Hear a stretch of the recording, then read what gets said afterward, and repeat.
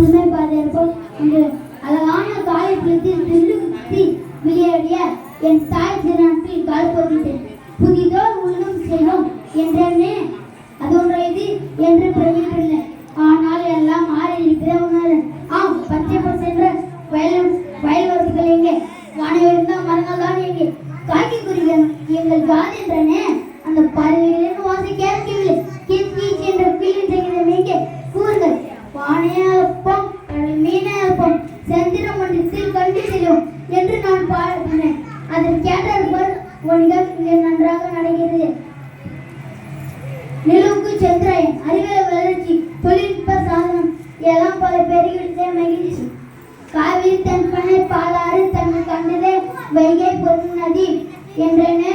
ஒரு மொழியில் தென்பனையே பார்த்தேன், பாலாறை பார்த்தேன், தண்ணியிலேயே நல்ல வேலை நாம் திருச்சிக்கு செல்லவில்லை. என் காவிரி தாய் எந்த நிலையில் இருக்கிறாளோ தெரியவில்லை. மறுமொழியில் செய்தித்தாள்களை படித்தேன். 15 வயது நிரம்பிய குகேஷ் சதுரங்கத்தில் உலக சாம்பியன் பட்டதை வென்றார் என்று தமிழன் என்று சொல்லடா, தலை நம்பத்தில் இல்லடா, கனவு மேற்பட வேண்டும் என்று நான் பாடிய பாடல் வரிகள் மெய்யனதை என்று எண்ணிவின் சற்று நடனேன். அன்னார்ந்த பார்த்தேன். வானம் தெரியல, ஏதோ மேகம் உருவம் தெரிந்தது. மூச்சியை விட சிரமமாக இருந்தது. இது என்னவென்று கேட்டேன். மாசிட்டார்கள். நீரிலும் மாசி, நிலத்திலும் மாசி, காற்றிலும் மாசு, உண்ணும் உணவும் வடப்படுமா. என் சுவாசமே நிற்பது போல் உணர்ந்தேன். சாலையோரத்தில் வாகனங்கள் அட என்னை போலவே இத்தனை உண்டல் தலைகளா ஆங்கிலத்துடன் அருகில் சென்று பார்த்தேன். தன் தலைகாக கௌதம் அணிந்திருக்காங்க. சிரித்தேன். மாலை பொல்லாகி ஓய்வெடுக்க பூங்காவில் சென்று அமர்ந்தேன். அழகான குழந்தைகள் ஓடி விளையாட பாப்பா என்று தானே பாடினேன்.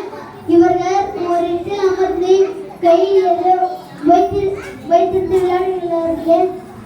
என்னவென்று விசாரித்தேன். கைபேசுகிறார்கள்.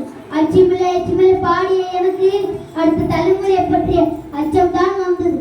பசுமையாக இருந்தார் இந்த பூமியில் மரங்கள் அழிக்கப்பட்டது. வானத்தில் மண்ணரிப்பால் நீச்சரிவு ஏற்பட்டது. ஐயோவோ, இவையெல்லாம் பார்க்கும்போது என் நெஞ்சு பொறுக்கிறீர்களே. நான் திரும்பி சென்றவருக்கு என் நண்பர் வா ஊ சீயும் காந்தியம் என்ன கேட்பார்களே, நான் என்ன பதில் கூறும்?